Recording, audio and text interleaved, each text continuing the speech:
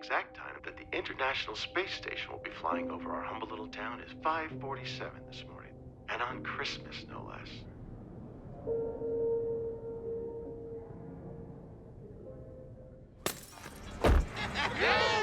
How much we playing for, boys? Exit vehicle with your hands up!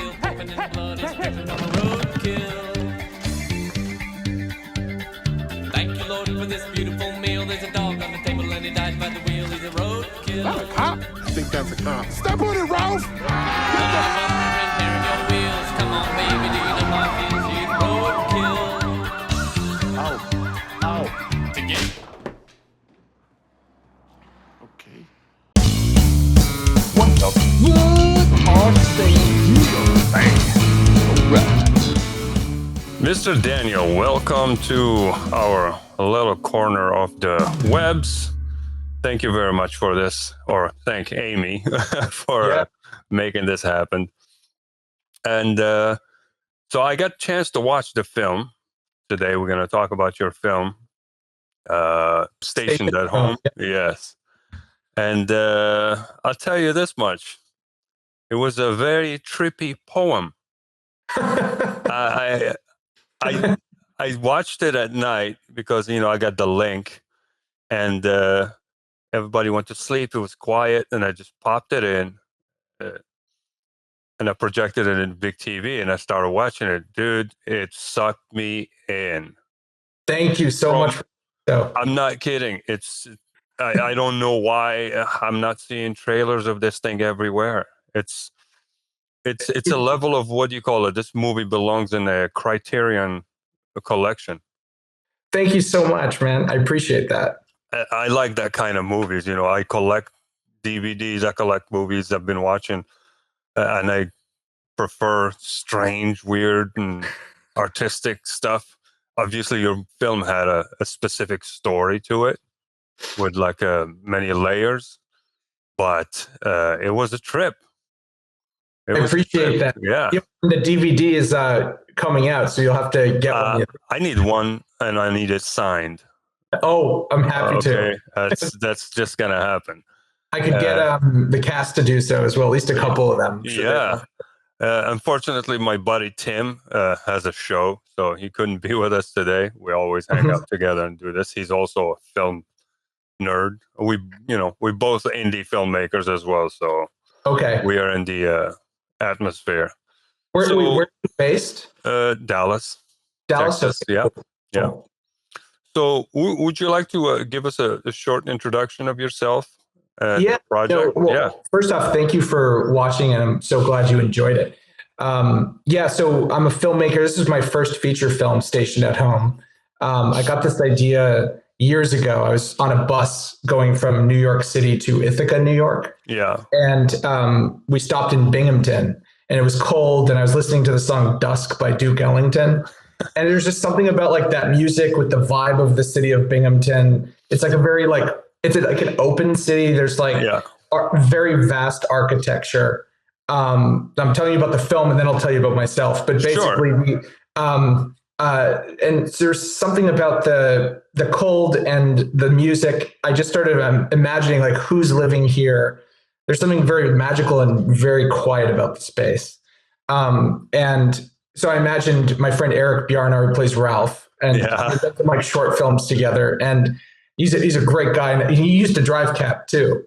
And he was perfect. He's just so great. And I want everyone to be able to work with him and these actors in the film.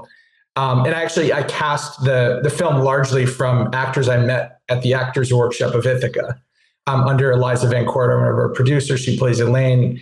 And these were muses of mine as I was writing the film. That the actors were muses along with the city of Binghamton. But I'm actually originally from right outside of Boston. And, you saw that in your bio, and you're now living in New York. Yeah, I'm actually in upstate New York. We shot the film in Binghamton, and since we started shooting, I've been living in an hour north near Ithaca, New York. Yeah, and so it's just simplifying my life in order to make the film, because making a film is a very big endeavor. So it's so right now I'm out kind of in the boonies. So, My wife is from New York, so oh, okay, New York City. yeah, Or Bronx.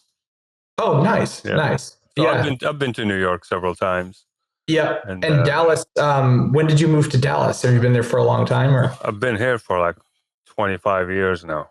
Oh, okay. Yeah. Yeah. Yeah. My brother lived in Houston for a while, and so Yeah, Houston. I actually moved here 25 years ago from North Africa.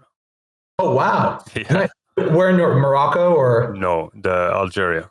Oh, okay. I was gonna say my barbers growing up were from Morocco. Yeah, that's what everybody refers to Morocco when they No, come to. Yeah. well, my dad's from southern Italy, so we bonded over soccer, and so Yeah. they were like the greatest guys, and they gave. I have to admit, they weren't the best haircuts, but I loved going to them because of how haircuts how in that region of the world, they are mostly practical. Is to get the hair thing. There's nothing fashion about it. When you go to a hairstylist, you don't go there to look cool. So yeah, you go there because it's too big, and you just gotta tone it down. Yeah, exactly. It's very practical stuff. So, I mean, when I watched the movie immediately, production wise, I got 1,000 questions, and I was like, okay. Yeah, anything you ask. And yeah. But when the movie started, the first scene, like, when before we see the main character, Mhm. You see those little cuts, introduction of the space. But that first shot of Ralph in the cab when he picks up what do you call it? The phone thingy, the cab phone. Two-way radio. Yeah, the wave radio. I don't know how you pulled that off, but that look, the haze, the lighting, it was 100% like, the 50s, the film noir. Mm-hmm. Back then, they looked like that because that's what their equipment produced, cameras and stuff. And it has that kind of magical, glowy thing. That first shot, when I saw it, I was like, okay, this is not real. I mean, how did he do that? So you're talking like when he pulls it up and starts talking. The first time when he's in the car started driving, that first shot, he pulls it up. He has that little light on his face from the street. It has that glow to it. Yeah. And it reminded me of, the old movies.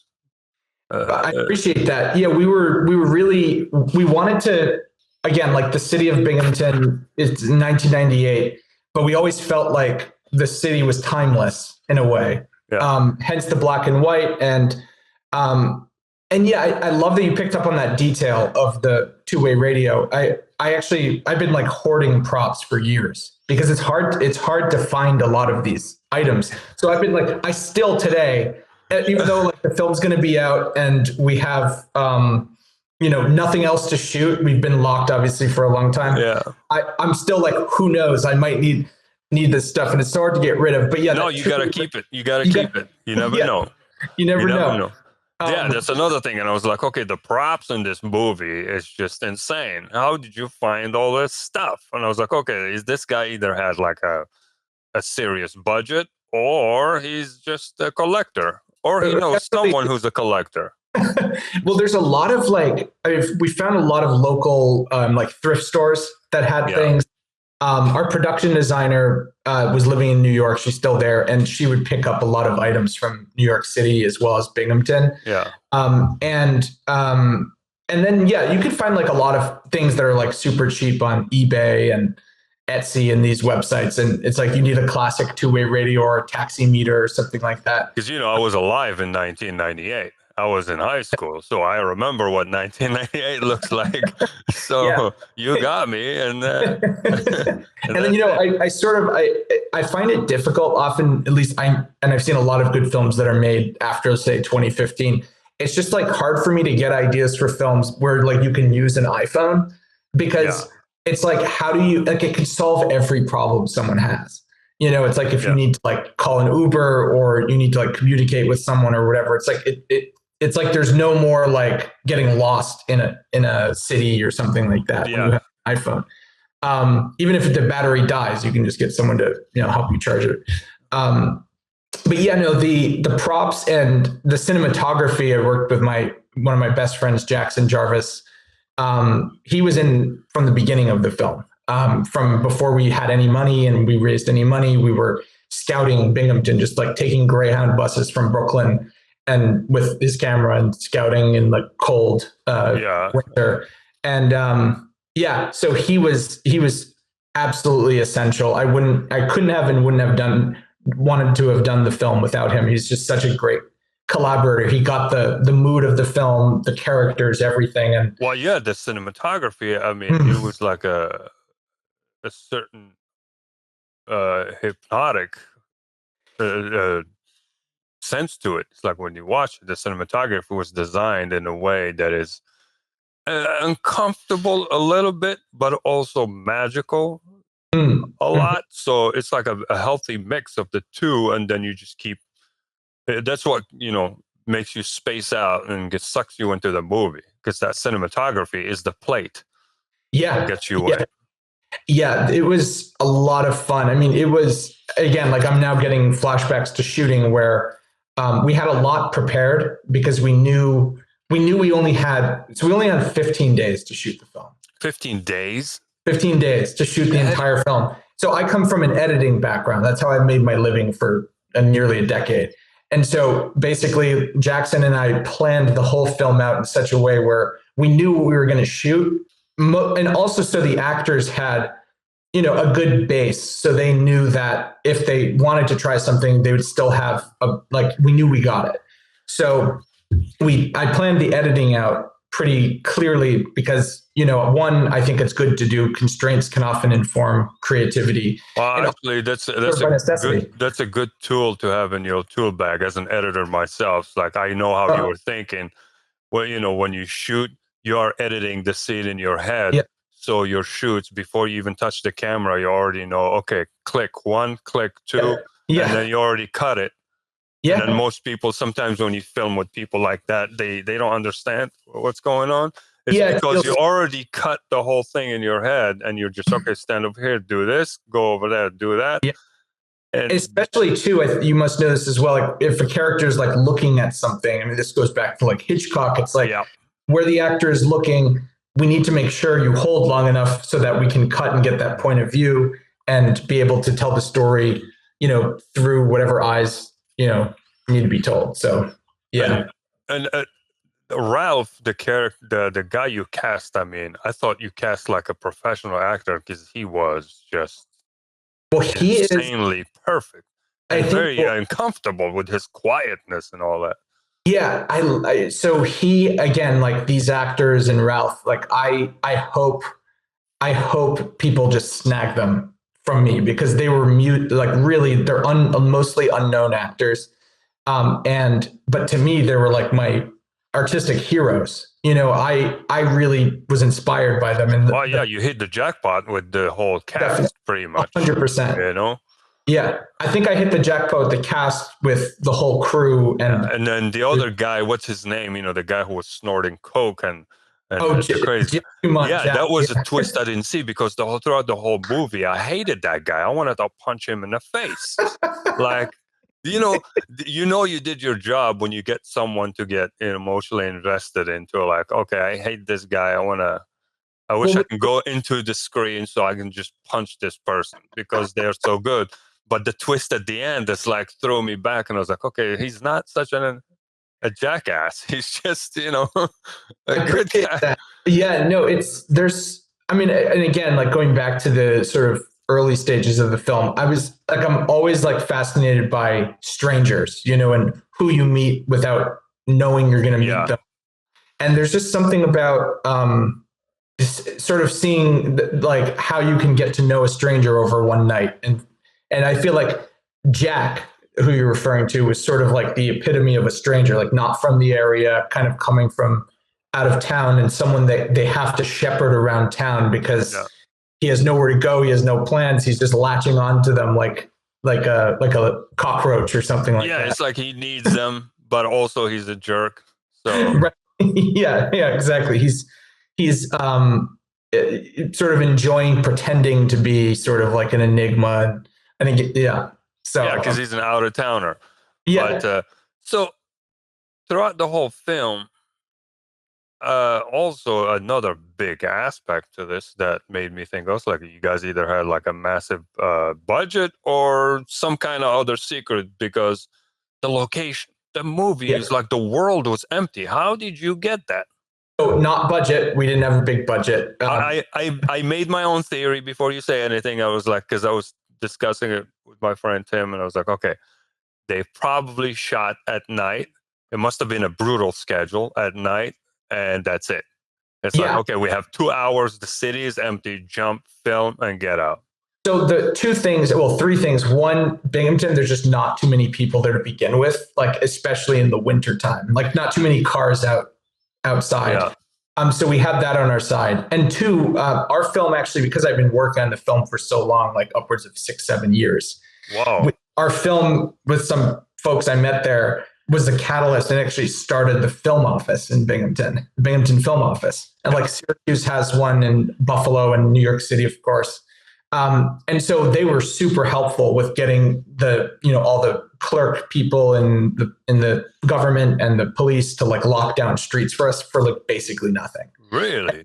Like, and the locations, like there are a couple locations we had to insist that they get paid because we wanted them to feel like, hey, like, using your power, like you're letting us be there all night. Of course, like, that's always nice, to take care of the people who help you, especially when you're not doing it. It just feels good. It feels good, and it goes a long way because if you, God forbid, need another afternoon at some time to do an interior, we know that they would help us out, and we knew they would anyway. But it's like you want to be like, okay, this is a long-term relationship, especially with making films, because Binghamton is literally a canvas.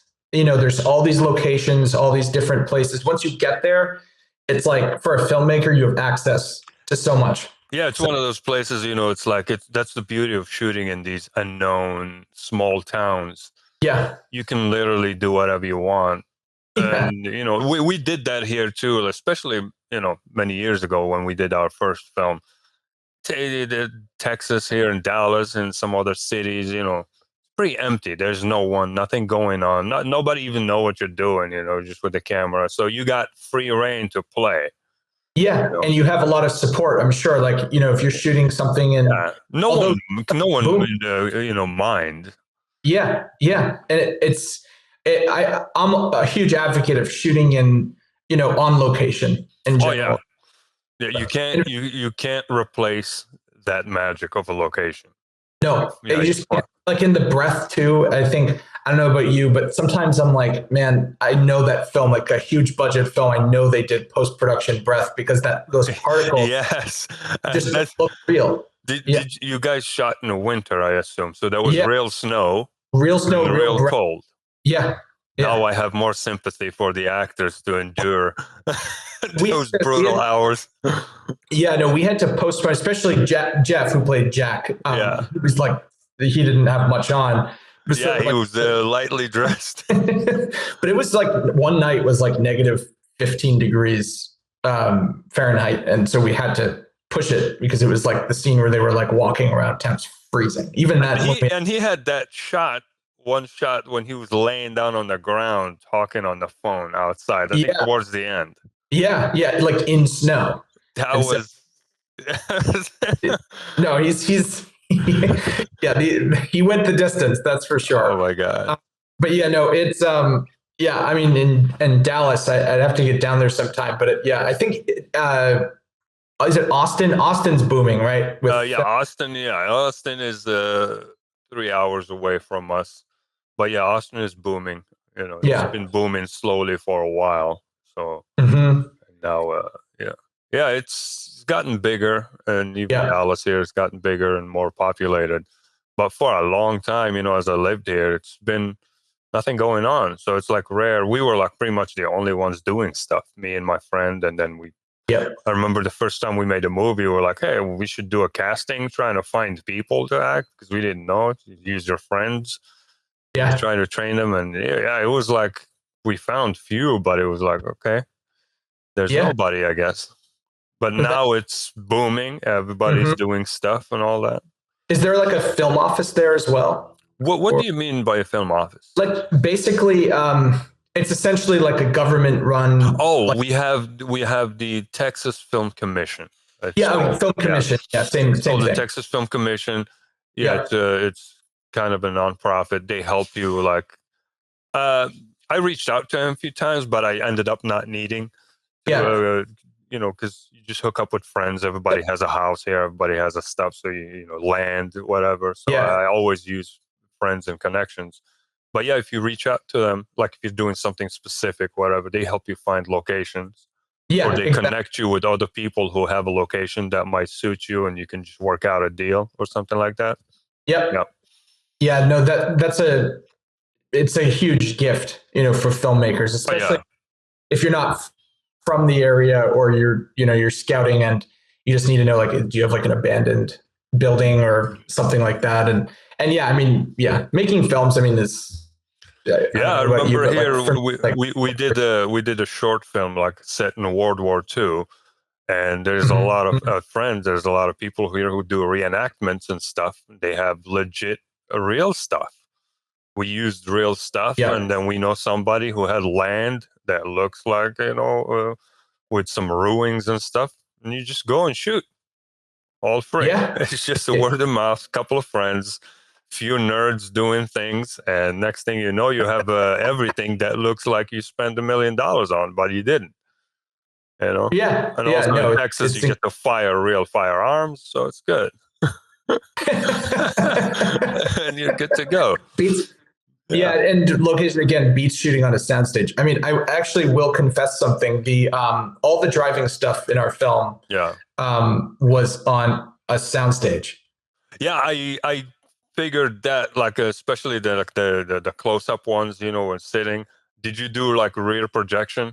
No, so what we did, believe it or not, when I was scouting with our producer Matt, we were getting all these locations. We were driving from the airport, and we were like, we need to find a soundstage because there's no like actual soundstage in Binghamton.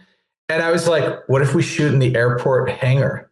Like, they have a lot of space, and so they let us shoot there. They moved their planes, and then we just did a green screen and a poor man's process rig, essentially with just some lights. Or like from the shots that I saw in the movie, which the way you did it is cool because they added that, like, the 50s styles when they do also back rear projections. But you can get away with doing it in the garage and a projector on the wall. Yeah, for sure. Film, drive for like 2 hours, film like the streets, and just rear project that. Yeah, we thought of doing, either, I mean, we considered for 2 seconds, then we realized we didn't have the money for like the LED projections. Yeah. And that would have been cool. It would have been easier. But I think what I liked about the green screen, again, it had its own sort of, it took time to do. And I think it was perfectly done by Jackson. But basically the freedom it gave us where we could choose what we wanted on the plates was nice. Because, and we were like sort of debating back and forth, like, it might be nice actually to, like, first get it in the can and then will shoot the plates in Binghamton after.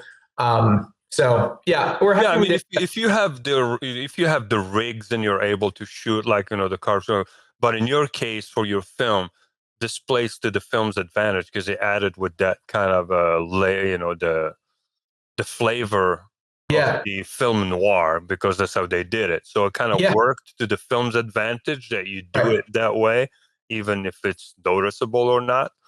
Versus shooting live action, like, mounting the cameras on the car and driving. Right. Yeah, exactly. Or like a process trailer or something like that. Yeah, I think no, I appreciate you seeing that because noir was definitely, especially for the lighting, was a huge. It was spot on. It was 100%. So you nailed it. Thanks. Yeah, you nailed it. You took me back when I was a kid, stuck watching black and white movies on TV because that's the only thing there is to watch. You keep going back to your age. I mean, if I were to guess your age, I'd guess somewhere in your 30s. So, like, the fact that you're like saying this, I'm like, you definitely are aging very well, Dean. Well, I tell you, I'm 49. Well, whatever you're doing, keep it going. So, well, that's goes back to a lot of workout and martial arts in my youth. So I paid off now as I'm. Nice. Do you still do that today? A little bit here and there, solo, but yeah, staying, working out when you're young pays off when you get old. Definitely. Yeah, I Any put a lot of sports, stock any into it. sports. Yeah, Yeah. whatever you do.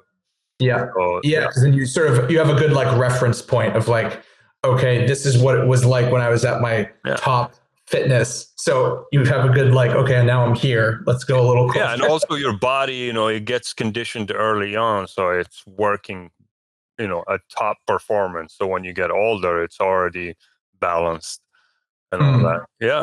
Mm-hmm. But another thing, there's one thing that I loved so much about the film that actually I have like an emotional connection to it. It's the story of that lady. Mm-hmm. I'm assuming she's Ralph's mother. Yes. Yep. Okay, nailed it.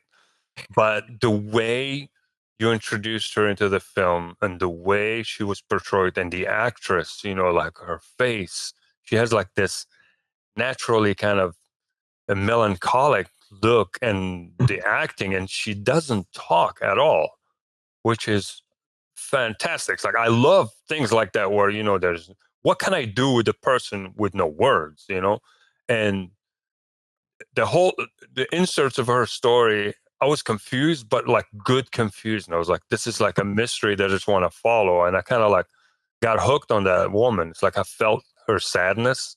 I felt there's something sad about her. And I was like, I wanted to see more. What's happening? And you kept like throwing these bits every time you cut to her story. And she keeps going to this journey. And I'm assuming that, Ralph's mother and her death, kind of.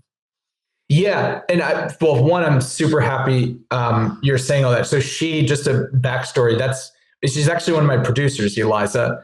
And she's been a muse of mine for so long. She was my acting teacher. Really?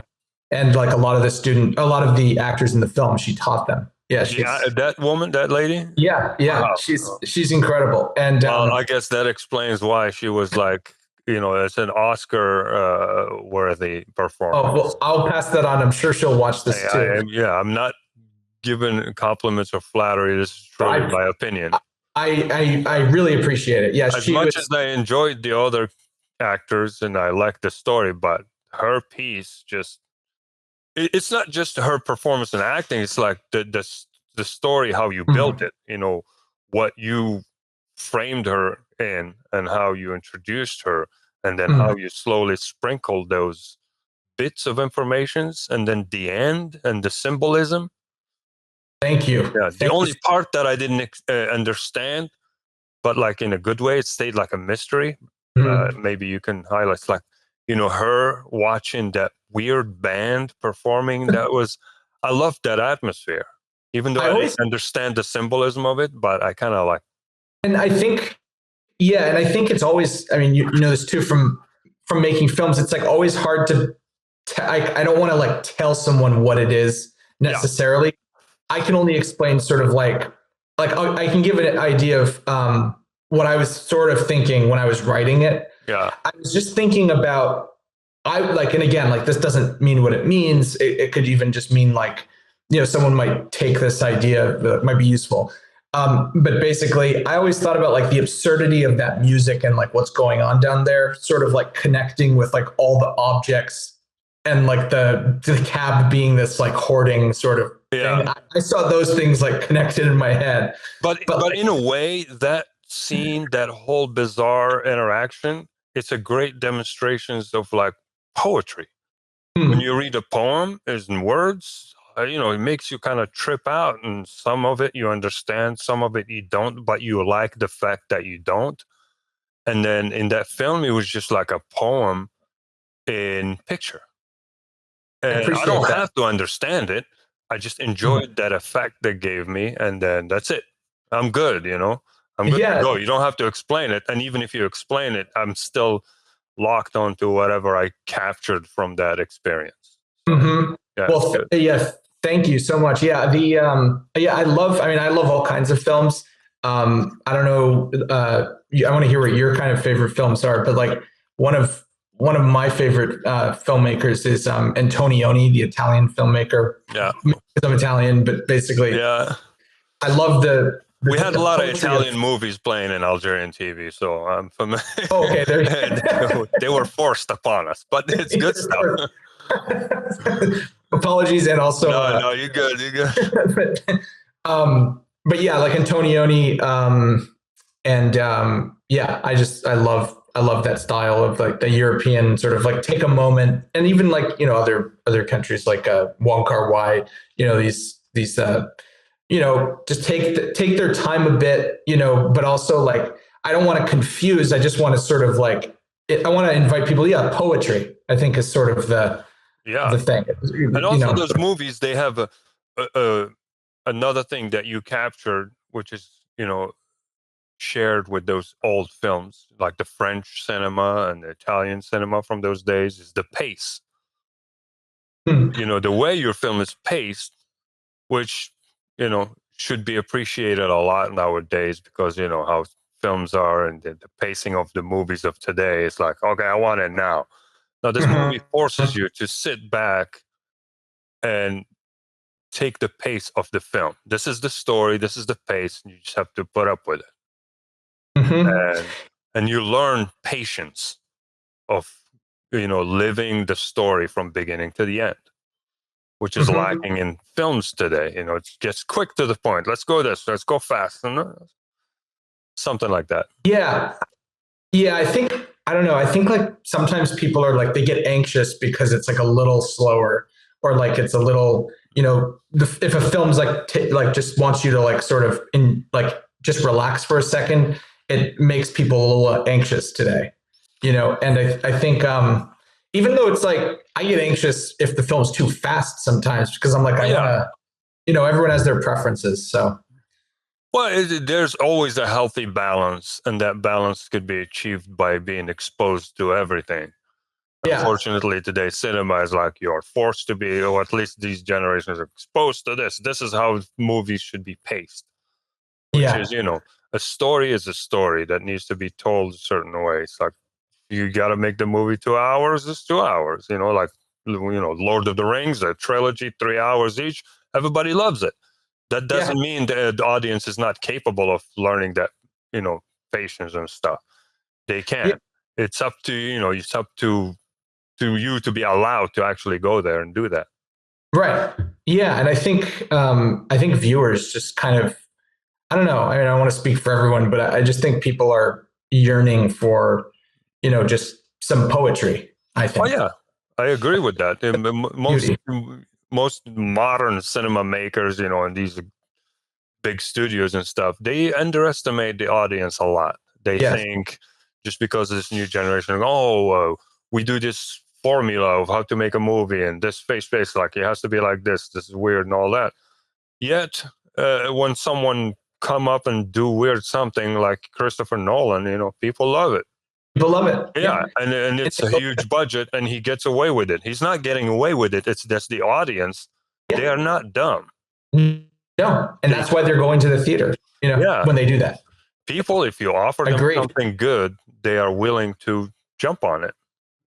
100%. 100%. Yeah. I think people don't want to see the same thing over and over again. Like, again, like there's something to be said about like narrative structure, of course, like there's some things in a formula that can be nice, I guess, like psychologically, but like people, I think, want mood too. I mean, I don't know how you feel about this idea, but so many of the films, some of my favorite films, I don't even remember what happened, even if they're like, you know what I mean? Like if I just remember the mood of it, even if it's like a really like, okay, Fargo, for example. Yeah. That movie, again, if I really thought I could tell you some of the plot, but really what I remember about that film, and I've seen it like 6-7 times, is the mood of that film. It's cozy. It's like there's something about it. A lot of movies are like that, especially the old movies. I remember one of the movies that made the biggest impact on me when I was a kid. I think I didn't realize who made that movie until recently, because I was still living in that mood that was trapped in for all these years. I remember in a hotel room with my father in Paris. It took me with him or something, and I was watching TV first of all, that movie scared the crap out of me, and also, but gave me like that weird haunting mood that I just loved. And what was It was made by Roman Polanski, The Tenant. Oh, The Tenant. I love that film. That movie, I saw it when I was like 7 years old or something. Wow. Yeah, I was in a hotel room, like in Paris, watching it, and I was like this, and I just watched it, and I remember specifically only one scene. I don't remember what the movie was about. Yeah. But I remember one scene, just the camera zoom inside the apartment, and you see the window, and the camera is going, and you see the ball bounce, and then the head bounce. Yes. Decapitated, and I was like, but that movie was strange. And I did not understand what it was about, but I was captured by the spell of the entire mood of the film. Totally. And like going through his point of view, right? And that's a perfect example because like, I've seen the film and I don't remember exactly what happens, but I remember being like, there's something about the mood of this film and like the creaking up the stairs when he's like walking to the room, you know, and didn't he have this female landlord or something? Yes. Yeah. He had this female landlord and then the neighbors that lived there. It kind of reminded me of a bit of like the tone of like The Trial, this Kafka book, and but it's like that's I gotta watch that film again now, man. Yeah, I bought a copy recently. I was like, I gotta own it because it took me a long time trying to imagine this. I was 7, now I'm like 49. It took me a long time, and I still didn't know who was. I think accidentally once I came up in an article or something. Roman Polanski was in there, and I was reading. And then I saw a trailer. It was an accident how I kind of connected back to that movie or like a still frame from it. And then I learned the name of the movie. All these years, I didn't even know what was the title of the film. And then I realized what it was. And then I looked at the trailer, confirmed that it was it. Finally. But regardless, the movie, the mood captures you. And now as an adult, watching your film, I had the same effect. I do remember what happened in the movie because, I have memory as an adult. Right. But I'm not mostly concerned by that. It's that experience and the mood that captured me alone at night, click, watch, everything's quiet. And then just that film just took me on a trip. I mean, it's almost like, I'm sure a lot of people would disagree with this idea, but it's almost like the plot and the story for a film is just to serve the mood. Like sometimes I think that where it's like, it's just a vehicle. So you remember that feeling, and then it's like, the plot is like, it has this absurd quality to it. It's like this guy trying to finish the shift so he can go and see the space station pass through, which, 1998, you can just see a dot passing through. Yeah. But no one cares because what happened between A and B was much more ridiculous than the space station. Right. It's so, the space station is, again, my friend Eric, who I'm so happy you thought was perfect. He's also a lover of space. So like I was taking these like real things, right? Like he drove cab, he loves space, Binghamton. Let's create a character based on him. And he's such a good actor because it's not him. He's not like that in real life. He's not that subdued. He's like a clown, he's like a really, he's a great guy. And too bad for him because he did such a good job. I cannot imagine him in real life not being like that, just stern and quiet. It's just like, it's going to be weird. I will say he does drive like that though. He does drive, but he's okay. So one thing is real. All right. Yeah. He's a wonderful man. Yeah. And, the chase sequence with the cop. Alec. That was, that woke me up. It's like, oh my God. It's like the movie was going really good. It's like this weird transition and stuff. And then at the end, bam. And the whole sequence was like, has this comedy to it, especially the part when he goes into space. A trip. Spoilers if you're listening. Whatever. It's not spoilers. You can watch the movie and you'll be completely shocked because whatever I'm saying now, it's not gonna make an effect. But trust me on that.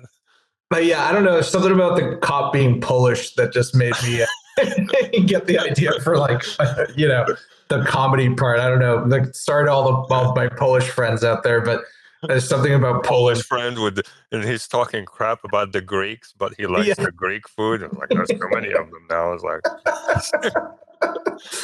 Just some, ethnic division over there in Binghamton, Poland, Polish people and Greek people. It's totally made up, obviously. But yeah, but like, that moment's like Ralph, he's just always just like, yeah, the way he's just so quiet is fucking uncomfortable. It's like, come on, man, just lie to this cop so he can leave you alone and say some lies, I felt bad for him. It's like, can I help you lie to this guy? yeah. No, I'm really happy you're into the cop chase was wild. Yeah, we couldn't stop laughing actually while we were shooting it because it was so ridiculous. Just all of the just the screaming and the objects getting thrown out. It was actually really hard to get through that stuff because it was just the actors. I'm sure it was a complicated shoot. Yeah. That's it. Yeah, I felt bad also for Ralph's demise at the end. Yeah. Not saying what it is. We're giving it all away, which yeah, is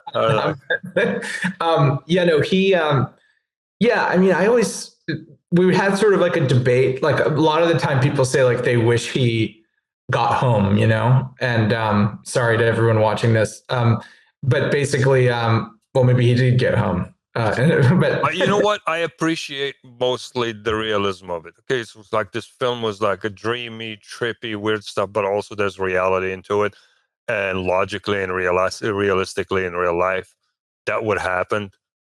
I like that. Not everything is a happy ending, but there was, but he did get to see what he came to see. So yeah, and I love that you use the word melancholy too, because to me, yeah, it's like melancholy is like this.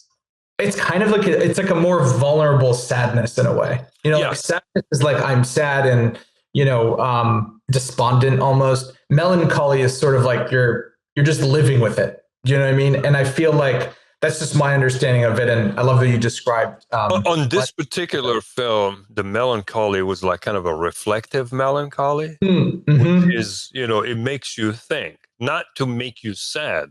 Yeah. Because that's how I felt. It's like, I was reflecting on things and reflecting on the characters and trying to like find something for them to be happy or satisfied with. So it's kind of a reflective thing more than a sad, I feel sorry thing. Because it has, believe it or not, it has a happy ending. It's a subtle happy ending. Yeah, I feel the same way. We just had our Western New York premiere at Buffalo Festival, and the feeling I had, because it had been some time since I'd seen it, but watching it with the audience, I definitely felt this sort of like this very like at the end, that whole end part. I don't know. I felt like we were all together on this like very, very gentle moment. And yeah, to me, it's this gentle sort of feeling. I don't know. I feel like especially at the end, when the revelation would see the picture and you understand the mother connection and all that, it kind of like brings everything back down to a nice even keel kind of thing. That was it. How long was the production? You shot it 15 days. Yeah. And you said you've been working on it for 6 years? 6 years, yeah. I mean, it was a lot of, writing it, scouting it, and asking like my friends for money, and then raising money, and then from investors and donors, and then actually shooting it, editing it, everything is a total. I mean, at this point, it's 7 years, because this part is, putting it into the world. Feel free to answer this one, but you don't have to. If the budget, how much was it? Like, how much did you guys have to play with? Yeah, I mean, I was actually asked to not disclose sort of like what it was. That's fine. It's sort of, but I can say it was 15 days, and it wasn't big. It's a small budget. Very small. Yeah, it's a small budget. It's but again, I think the part of it is the reason it feels. I think it's pushed. I mean, I think we've been pushing against all of the weight constraints. of the constraint. Yeah. Yeah. And I think it's largely because one, these actors have all worked together before in some way. So that you have that chemistry. The cinematography from Jackson is just like, I mean, he is a genius, and he really got the film. And so it all felt like unified. And also the preparation we had. We really prepared this film so that we could get not only what we wanted, and more than what we wanted. Did you storyboard the whole thing, or? We did we shot listed the entire film. But the storyboard, we only really did that like a bit for the cop chase because it was like we wanted it to feel. It was a delicate kind of scene. You have to storyboard. Delicate. Yeah, we knew we still, even that we had to shoot pretty quickly, and we wanted to make sure at least it would. We didn't want to have as much flexibility with that as we wanted. I was just curious because I don't storyboard, as much. Yeah. Like you said, you just cut it in your head and you just go on the spot and you know what you want. Right. Yeah, and I think the shot list for me for this film was the most important thing, just because shot list is more practical. Yeah, and you're not like over constraining yourself, right? It's like I want to know what we need, but I don't need to like not see that. Oh, that's a good wall we could use, Keep it fluid and flexible. Shot list will give you that exactly that quality. And so, and then when did you wrap everything? Like so the movie was finished. Finished. Man, it's so hard to say finished.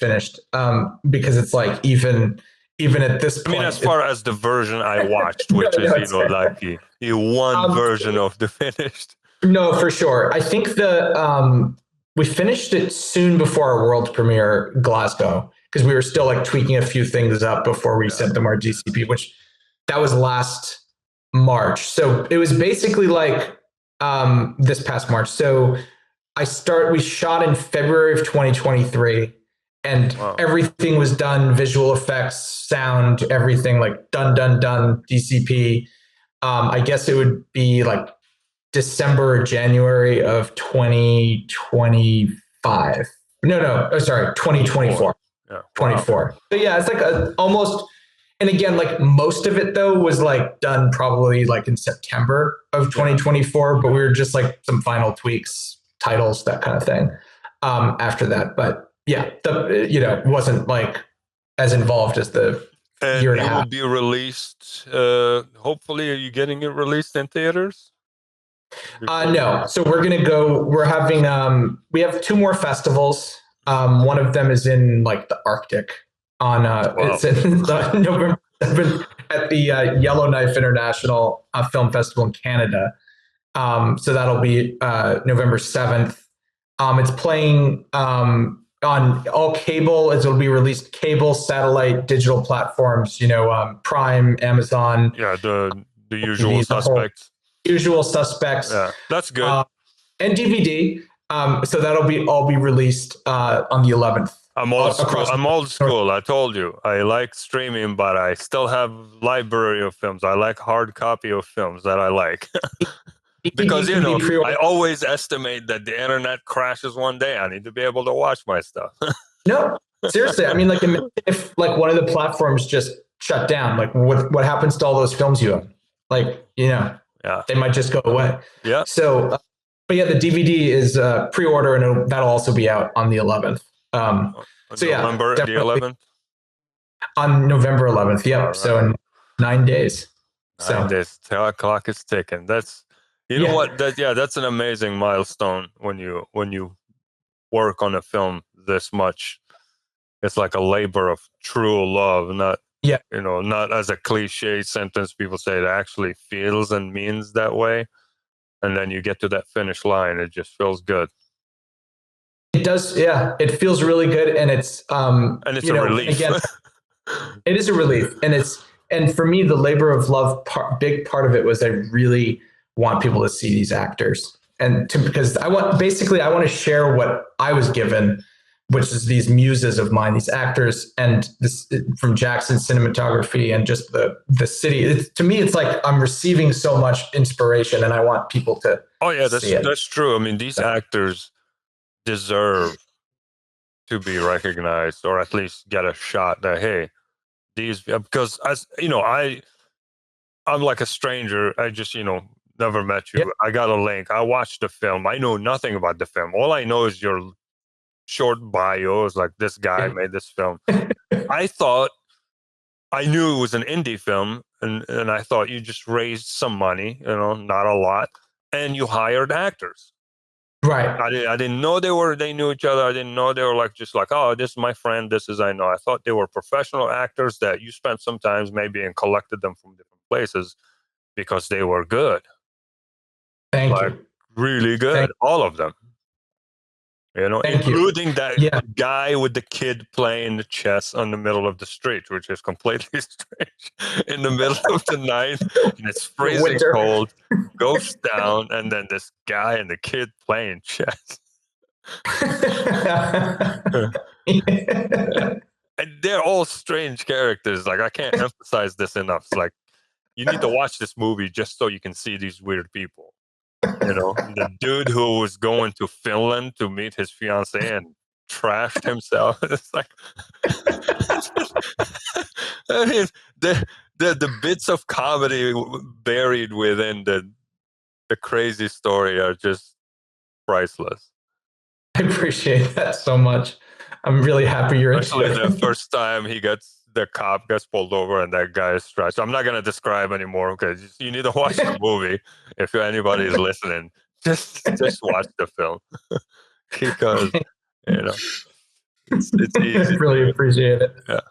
No, That was a funny bit, because that was the first time the Ralph character broke, the mold, because the whole movie he had this kind of like a very good posture. It's like quiet. Mhm. Everything is under control. It makes you feel like everything is under control. I was like, okay, I trust this guy. I feel safe. Okay, I'm following. From the first time, he like freaks out. I was like, this is interesting. I didn't expect him at all to, I thought he was just going to do the right thing. I literally thought it was like he's going to call the cop guy and say, hey, man, because, that's what I would have done if I was a cab driver, because it's just set there, I'm a cab driver. I just arrived. I opened the door. My customers, whatever, and just get rid of him to the cop and just move on. But what he did was very strange. Yeah, you'll find out. You'll find out. Yep. Ralph is definitely the man. So, and then, Oh, Ralph. yeah, after the festivals, the release, do you have any future projects, since now you got the taste of this? Yeah, I'm writing one right now. And I think maybe offline we can talk about it. It's in its early stages. Oh, sure. Yeah, no problem. But what's it called? Yes, it's I guess the only hint I might give is that it takes place in an undefined, in the middle of nowhere place in 1982. You know what? Oh my God! I wish my friend Mike was here, because he is worse than me. I mean, he is old school, nostalgic. 80s are everything. And, even cinema, he's a composer. So he always, like, we work together. We write, direct together. Most of the time I direct, but he always, scores the film. And he is old school. So anything practical, old school music, the 80s is the best era, and that's it. So Well, yeah. I'll definitely be looking forward to this film, because I'm going to have him interview you next time for it. That's going to be Sure, both of you if you want. Yeah, I'm just going to it's the right amount of peer pressure. All it takes is a bit more. If you're going to deliver some 80s action, I'm going to schedule right now. Yeah, we'll have to. Yeah. Now, I'll be curious to see how you pull this one off. The 80s, with the production. Oh, yeah. Production wise. Yeah. No, it's I wish I could talk about it more. It's just just too early. Yeah. But you know what? The good thing is, now, since this movie, people get to see the quality and the caliber and what you can deliver. Thank you. And they will be like, okay, maybe you get people to invest more this time, so you can have a little bit of a relief and freedom to be able to work properly with a decent budget. So yeah, hopefully this film will get you there. Thank you. Yeah, I'm really excited to see how everything unfolds. 100%. Well, Daniel, thank you very much, my friend, and thank you for Gene. driving Really, fast and getting to the studio while I was texting you. that was. I think that's part of it. If I had too much time to think about it, it would have been less fun probably. So this was a blast. No problem. I'm going to buy my DVD copy and I'm going to send it to you. Send me your address or PO box because I need it to be signed. Awesome. Yeah, I'll text you. I'll email in the email thread here. So. Yeah, and I definitely make sure the lady signs my copy too. I will. I'll let Eliza know. Sure. She has inspired me. And oh my God. Muse.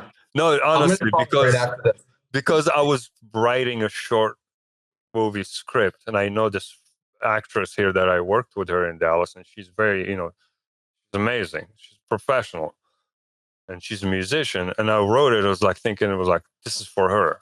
And it's kind of like in the weird mood thingy. And I'm, sometimes you get stuck in the plot, and I'm still trying to figure it out. But watching that movie kind of like took a break from the thinking, and I just got mesmerized by the actress, and I was like, yeah, maybe this is the angle I try to take. I think too, like, I don't know how you feel about this. Music can really can, even if you don't use the music or whatever, it can just get you out of like words and more into like moments. You know what I mean? And actually, I was when I was writing through the script, I was just trying to think about dialogue or what's the plot.